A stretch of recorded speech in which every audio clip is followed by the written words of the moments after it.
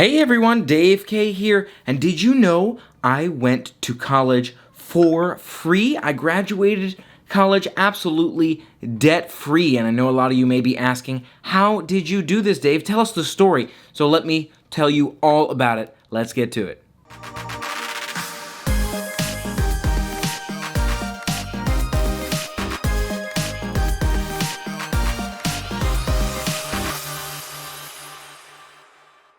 Hey everyone, Dave K here telling you all about my journey on how I went to college absolutely debt-free, how you can look at potentially going to college for free as well. Just want to tell you again a little bit about my journey, a little bit about my backstory, history here. I know a lot of people like to know sort of how I came to be where I am now too. So let me dive into a little bit of this. First of all, I want to dive into early in high school. In high school, my grades were not great. I was definitely not one of the best or one of the hardest working students at the time. I was going through a lot in terms of figuring out what it was that I liked to do. And I wound up going from doing a lot of math and science classes over to doing actually a lot of theater courses. And I wound up ending up doing some musical theater in college.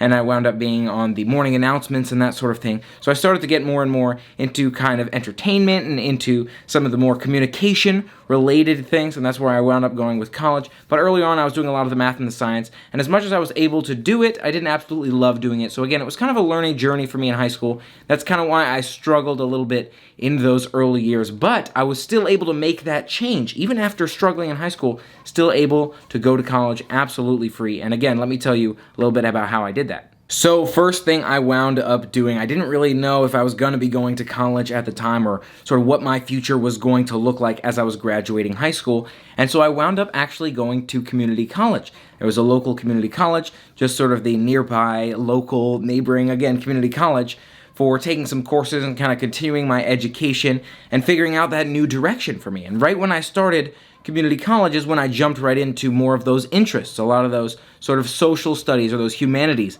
that I was interested in. So I wound up doing a lot of linguistics courses, kind of sampled as a linguistics major for a while, wound up trying a bunch of different things, again, theater, musical theater. I was a vocal performance singing major for a while in community college, but eventually wound up coming around to communications.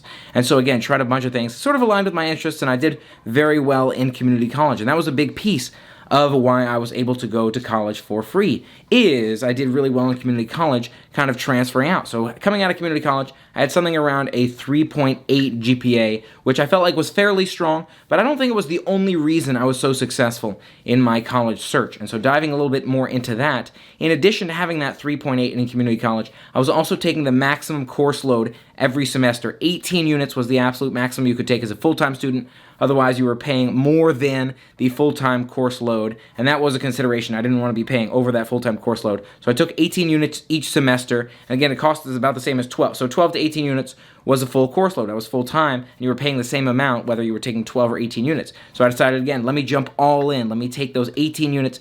That way I can minimize my costs here. And at the same time as taking those 18 units, I was actually working several jobs. So I was working and teaching swimming at the time. I wound up getting involved in some work and some jobs actually in the community college. So I wound up kind of leading a newspaper. There was a newspaper initiative where we would kind of write articles about what was going on at the school or different events in the area. And I wound up working my way up through the newspaper team. I was a writer, and I wound up becoming an editor, a copy editor, kind of owning a lot of the process in our newspaper development. So that was really, really great learning experience for me. I really did enjoy that too. Again, with that interest in communication and entertainment, bringing those together, I really did enjoy working on the newspaper. But I had those odd jobs that kind of helped me pay for school and get through school, as well as looking at grants and different scholarships to kind of pay for a lot of those courses as well, and maximizing, again, that efficiency there. So taking 18 units, if it costs the same as 15 or 12 units, may as well go all in and take those 18 units, which I did.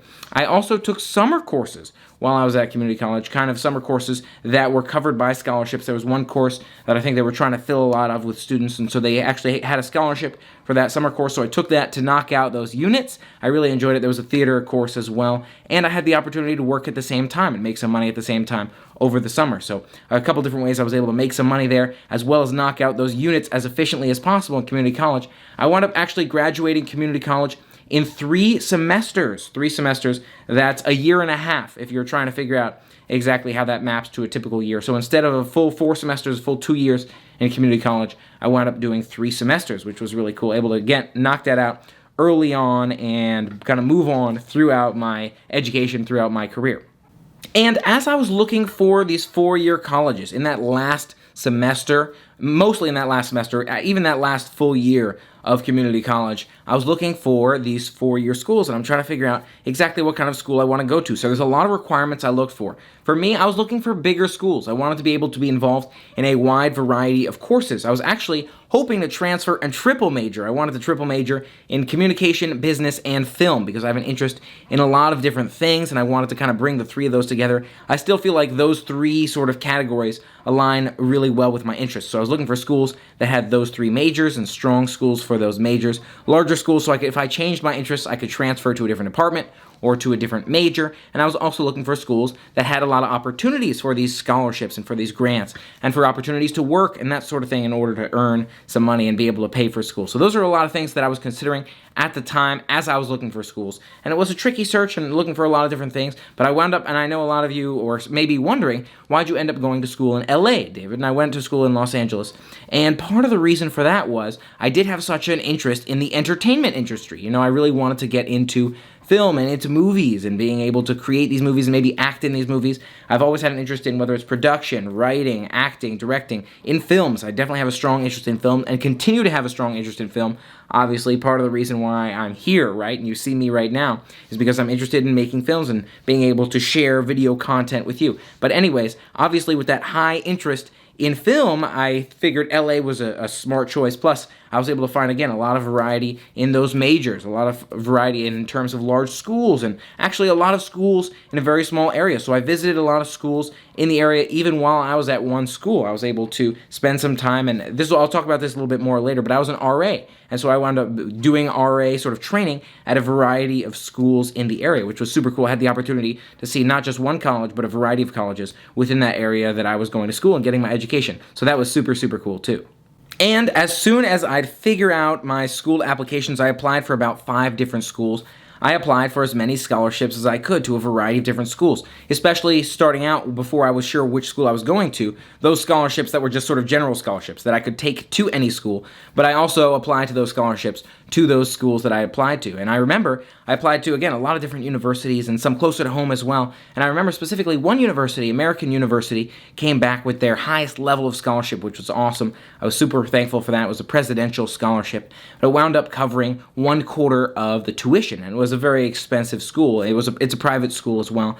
And so I was worried about kind of taking out loans. I didn't really want to take out loans or several $1,000s per year in order to be able to go to college. That was a big thing for me in choosing a school, is schools that had offered me some of the highest amount of scholarships, schools I was able to find scholarships for. Those are a lot of factors that I was considering. So again, apply to a wide variety of scholarships, any scholarships I could find related to each of those schools that I was applying to, as well as on general websites. There's a lot of websites you can find just scholarships in general. Sometimes you have to write essays or answer questions or fill out different information about your background to apply for some of these scholarships and grants. There's a lot of opportunities, again, depending upon what you're interested in. Maybe you sort of build an initiative or a program. So there's some programs where you can build, again, it might be a video.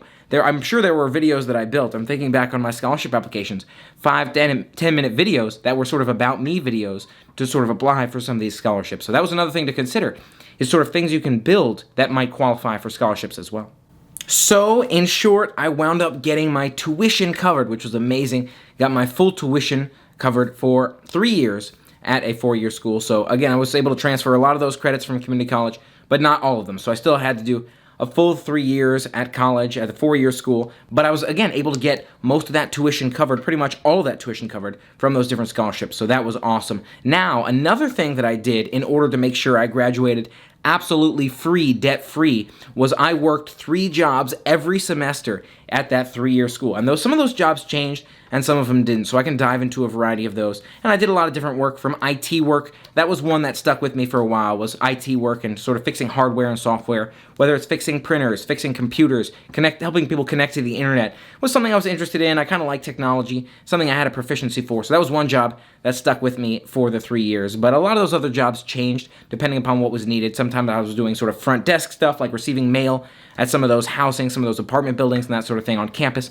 So a wide variety of jobs that I was able to find and pick up some of those and work some of those to be able to pay for housing and food and books and that sort of thing. But one job was absolutely crucial in helping me pay for housing and food, but it was also so crucial for me in my development. And it was my favorite job, a job I absolutely loved. If I could do it again, I definitely would, because it really resonates with who I am as a person, and that was being an RA. And so I became an RA at the beginning of my second year at the four-year school. So I had 3 years at four-year school. It was my second year where I became an RA, and I wound up staying an RA both that second and that third year. It was, again, a fantastic experience for me. I feel like it really relates to kind of who I am as a person.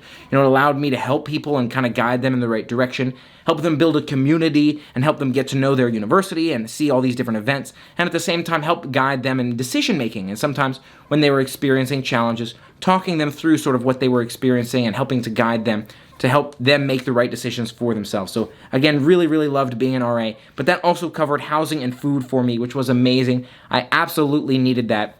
And I continued working those other two jobs, that second and third job, in that second and third year to then build up enough money to pay off the loans I'd taken out for housing and for food and that sort of thing in the first year. So it was fantastic. That really worked out well for me in terms of being able to build up enough as I was working to cover the housing and the food and those other sorts of expenses. So really, really fortunate on a lot of those counts. And I absolutely loved most of those jobs as well. Again, loved the IT work that I did, loved being an RA, and I would totally do that again. Again, feels like that really resonates with me as a person. But that is a huge way, just several of those pieces there are huge reasons why I was able to go to college for absolutely free.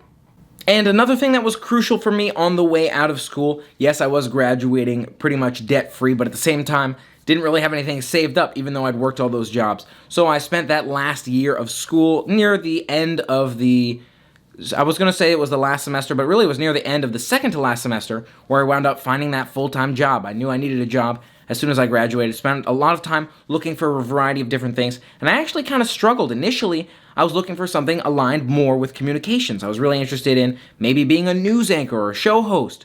And that's still something that I think about a lot, and maybe someday I'll end up doing. Working for a newspaper, I applied to a lot of newspapers in the area, but I ran into a lot of challenges with that because a lot of these companies were looking for more internship experience, where I'd actually worked at some of their companies in order to be able to work for them full-time after graduation. It's a very competitive industry, the communication industry, and entertainment as a whole, right? Getting into film and that kind of thing is not easy. So I did run into some issues with that because, again, a lot of the work that I did wound up being on campus. I didn't have a car at the time when I was in college, so a lot of that work was on campus. So it made it hard to go off campus, get those internships, and work at other places. So a lot of the work that I'd done while I was in college was not necessarily as relevant. Although I did run a newspaper in college as well, it again, didn't necessarily qualify for them.